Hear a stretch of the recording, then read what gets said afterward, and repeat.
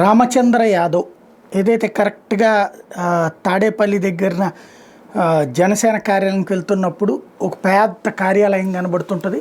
BCY party అని రాష్ట్ర వ్యాప్తంగా చేస్తానన్నారు. మొత్తం బీసీల పార్టీ అన్నారు. ఆ తర్వాత దానికి సంబంధించి ఎంతవరకు అంటే తెలుగుదేశం అనుకూల వ్యవస్థగా నడుస్తుంది తప్పించి పూర్తి స్థాయిలో బలోపేతం చేసుకునేటువంటి ప్రయత్నం కానీ అది వర్కౌట్ కాలేదు. అయితే రామచంద్ర యాదవ్ ఒక విషయంలో ఆధ్యాత్మికవాది, తిరుపతి విషయంలో బాధ్యతాయుతంగా వ్యవహరించారు. అట్లాగే గోవుల్ని ఇస్తానన్నారు. తిరుమల తిరుపతి దేవస్థానం అది పట్టించుకోలేదు. అయితే టీటీడీలో పట్టు కోసం ప్రయత్నిస్తున్నట్టున్నారని తిరుపతిలో వైకుంఠ ద్వారదర్శన్ టికెట్ల కేంద్రం వద్ద జరిగిన తొక్కిసలాట ఘటన మీద సుప్రీంకోర్టు పర్యవేక్షణలో స్వతంత్ర దర్యాప్తు జరిపించాలని కోరుతూ వేసినటువంటి పిటిషన్ ఈయన వేశారు. స్వయంగా బోడే రామచంద్ర దాఖలు చేసిన రిట్ పిటిషన్ సుప్రీంకోర్టు డిస్మిస్ చేసింది.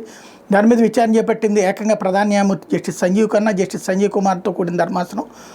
పిటిషనర్ తరపు న్యాయవాది వాదనలు వినిపిస్తూ భవిష్యత్తులో తొక్కిసలాట జరగకుండా నిర్దిష్టమైన మార్గదర్శకాలు నిర్దేశించమని కోరితే అసలు దానికి మేంగా చేయాల్సింది అది ప్రభుత్వం చేసుకునేటటువంటి పని, దాంట్లో కోర్టు ఎట్లా చెప్తుందంటూ కొట్టిపడేశారు.